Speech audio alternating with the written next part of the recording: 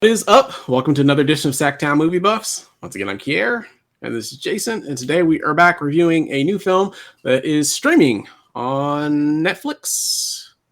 Is it Netflix? HBO Max. HBO Max, man. Come on. Get your facts straight, man. Get your facts straight. Get your house in order.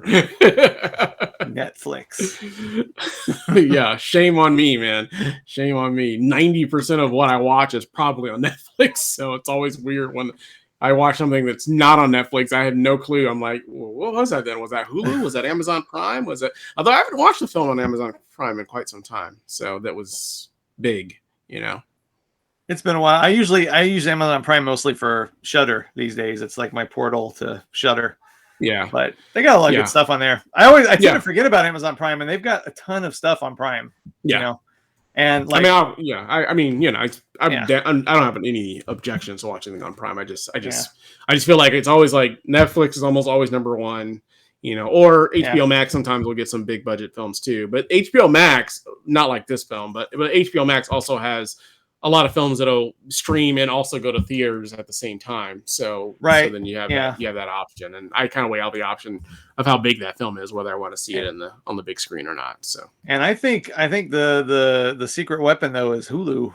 Like people forget about Hulu, but they've got like a really good like selection of films and TV shows. Yeah, I haven't watched anything on Hulu in a while. I'm on an Apple Plus kick, but not so much because I'm just trying to watch all the stuff that I really want to see on Apple Plus. I'm still deciding whether I'm going to keep it or not. Oh, you got you're doing your 30-day trial thing. I did that knock it out real quick before they start charging me that $4.99 that I can't afford. That cup of coffee a month. But I digress. The film that we're actually referring to is called Kimi, and I think we're going to have you take this one away as well. So let's get into it. Sure. Yeah. Okay. So Kimi is, I see on the post, it says HBO Max there, KRC. So Kimi is the new film by Steven Soderbergh, who is one of my favorite filmmakers. Probably, I haven't really done the math, but he's probably second only to John Carpenter for me as in filmmaker who has just sheer number of movies that I've loved, So because he just seems to churn them out. Like every year it's like a new Steven Soderbergh movie, and most of the time I love it. So anyway, this one, again, he likes to genre hop too. This one is a suspense thriller, kind of in the Rear Window mode a little bit.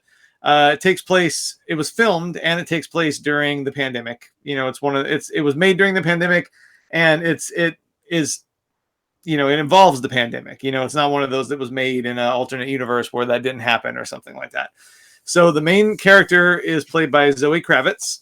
She is not named Kimi. Kimi is actually the name of an app that's very similar to Alexa or Siri. It's one of those devices that you speak to and say like, hey, Kimi, give me the perfect pancake recipe, or hey, Kimi, play Journey music or something. You know what I mean? Like, that's that app. And Zoe Kravitz is like a person who works for the company. She's agoraphobic, probably some obsessive compulsive disorder. She doesn't like to go outside, basically. And it gives her anxiety to go outside. And she has a job that fits that. You know what I mean? She has a job where all she has to do is sit at a computer, and she listens to all day dispatches from Kimi. Basically, like if she's the person there to try to fix things that Kimi has gotten wrong out there in the world. Like, so if somebody says something to Kimi that Kimi doesn't understand or can't process, it gets sent to her. And she makes a decision like, oh, well, what they really mean is this. So hopefully the next time someone somewhere says something like this, like in the example, it's like, some lady somewhere is asking to order kitchen paper. And Kimi, the machine, doesn't understand. But Zoe Kravitz, listening to it, knows that what they mean is paper towels. So she puts in there, kitchen paper equals paper towels. So next time someone says that to a Kimi machine, they'll know what it wants. Right. So very the conversation, like she hears what she thinks is an assault over Kimi, somebody being assaulted, and she wants to bring that to someone's attention, but essentially she runs into trouble when trying to report the crime, because it seems like her superiors are trying to sweep it under the rug. Like, yes, we have proof here that something violent may have happened to somebody. Somebody may have even been murdered, but we don't want to we don't want it, we don't want to escalate it, we want to cover it up. Right. So and I don't think that's too much of a spoiler. I mean, so basically she is trying, she has to fight off her social anxieties to ultimately she has to fight off her social anxieties to actually leave the apartment to report this the right way so that something gets done about it. Meanwhile, there are other people with ulterior motives trying to prevent her from reporting it. So it's like part Rear Window, part The Conversation, part Premium Rush, which is one of my favorite, like, kind of forgotten films of the last several years, you know, where someone's trying to get something from point A to point B without getting caught by someone else. Right. And, you know, but long story short, I loved it. I thought it was a blast. I thought Zoe Kravitz is really great in it. I thought it did a really good job kind of establishing her apartment as a place that we feel like we know every square inch of it, because later on there's going to be like a really intense thriller sequence in the apartment, you know. And I thought the acting was really great. The filmmaking is really great. It's suspenseful. It's fast paced without rushing things, which is important, you know, because it's fast paced, but it takes its time where it counts, I guess, if you say that. If yeah, because it doesn't start off fast paced. It doesn't pick up speed, I think, till like halfway through the film almost. So right, which is what I mean. Like, it takes its time where it needs to. Like, it establishes who she is. It establishes what her daily life is like. It establishes what her environment is like, both inside and outside. And that way, later on, all the, like, when it gets intense, that everything makes sense. You know, where places are, where people are in relation to her. Yeah, I loved it. You know, I'm a Steven Soderbergh fan. I haven't loved everything he's done, but I've loved almost everything he's done. And he really blows my mind with how he can just hop between genres constantly. I mean, like, the last movie he did was a straight up drama, you know, with Meryl Streep, which was also excellent, but completely different gears than this. And he just seems like he can like just, you know, toss off like one great movie after another, it seems like. And he's got a good deal going with HBO Max, it seems like, because he's done his last two movies with them. And I can't wait to see what this year's Soderbergh movie is, or early next year, whatever, you know what I mean. But yeah, I loved it. Thought it was great. Yeah, loved it. It's only beginning of March, but it is my number one film of 2022 so far. That's for sure. Out of 6. Yeah, out of 6 for sure. Yeah. I'm a Soderbergh fan. I'm not as big of a fan as you are. He's not my favorite director or anything of that nature. I don't know if he's necessarily my top 10, but I have like a lot of what he's made. He's a little more hit or miss for me than he is for you. So there's definitely been some stinkers in there for sure for me. This one, I thought it did. I was actually gonna say, I actually thought that the pacing was a little slow actually initially. You know, because she's in her apartment for a good portion of the film. Once she does leave the apartment, it does pick up a little bit of steam. But I was actually like almost at some point like waiting for a little more to happen, because she was kind of in her apartment the entire time. So I don't disagree with you that the pacing is fast, but it definitely was a little bit slower initially than I would have liked.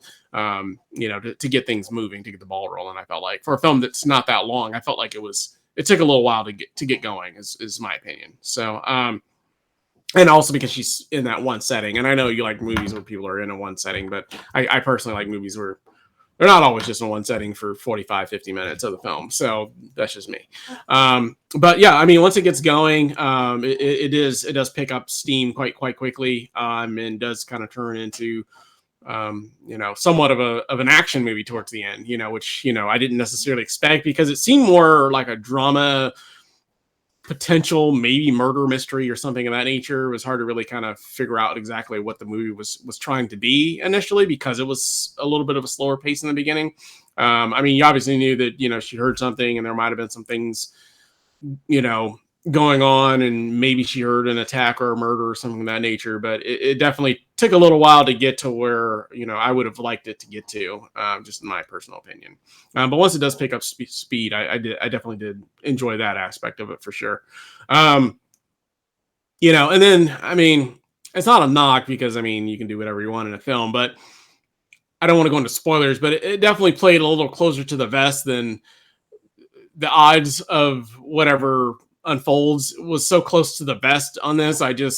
You know what I mean? There's part of me that was like, really, that's how it all unfolds, you know? So I don't know. I had a little bit of hesitation with how close to the vest that the film kind of played to, you know, just in my personal opinion. But you know, it's fine. I mean, if you're the director, you can do it however you want to do it. It's just like, just the odds of how everything unfolded in terms of what was really going on once you find out what's really going on, I thought was a little, you know, a little too on the nose for me. But other than that, I did enjoy it overall. So. Cool. So, yeah. Sorry to go into specific and elaborate exactly what I'm talking about without giving spoilers away, but I'm sure you know what I'm talking about, so, because you've seen it. So, but I think I do. I'm not sure, because I think, doesn't close to the vest mean like you're hiding something? No, I mean close to the vest in terms of like, just in terms of like finding out exactly, you know, what was involved and what she heard, and how closely related it was to, you know, to you know, essentially her in that capacity. So okay, yeah. So I thought that was just a little too, you know, like, really, that's, you know. So yeah. You know, that was the only small, like, I'm like, really, that's what it was, you know. So I don't know. So but, you know, I just didn't find that to be, you know, of all the things that you're hearing, I just didn't find that to be as plausible, is what I'm trying to say. So, so I had a little bit of like questions about that is all. So, yeah. But you know, other than that, like I said, I definitely enjoyed the second half of it a lot more than the first half, for sure. So, not a bad film. Definitely enjoyed it overall, but didn't necessarily love it as much as you did, I guess. So, yeah. Well, I'm used to that. Yeah, I think that happens probably 90% of the time, maybe 95% of the time that we do these things. So yeah. That you love it, and I'm always like, yeah. And you're like, well, yeah, it was okay, you know. Yeah, absolutely. Yeah. There's always that, you know, once or twice a year where I like a movie more than you did. So, so it does happen. It does happen. It does. Cool. Anything else you want to add about Kimi? And like I said, it's really hard to get into the nitty gritty about, you know, what I may have had some issues with without going into spoilers. So it's kind of hard to really discuss it. But I did have a few small minor quirks with it is all. So, but overall, it is a fun film, especially once things get going. But anything else you want to add about this one? Nope. Cool. Overall grade and face you would give this one then? I give it 4.5 out of 5. I loved it. I thought it was just shy of being like a perfect little movie. So A-, big smile. Loved it. Cool. Yeah, you know, I'm always a little lower than you are. You know, usually a lot lower than you are. Yeah, I teetered on this one. You know, because I did have some small minor issues in the beginning with the slowness of it, and then the reveal, if you will, what all was entailed in that. So I had some small issues with it, but I ended up, I was teetering between a 3 and a 3.5. I went with a 3.5, but it's like just barely makes it there for me. It's like, you know, just gets there. And I usually base that on you know, how often would I rewatchability for me. So I would rewatch this film. I would watch it again. You know, so I definitely enjoyed it enough to give it a 3.5 out of 5. So it's just a smile with some teeth. All right, well, good. So, yeah. Still my second highest grade ever. So, you know, you need to go to the dentist here. Yeah, I did got a little abscess now. Yeah. Cool. Well, let us know down in the comments. Have you seen Kimi? Did you like Kimi? As always, leave a comment if you like the channel. We ask that you like, subscribe, make sure you hit that bell notification, and we'll be back again soon with another show for you guys. We thank you for watching and hope you have a great day. Bye.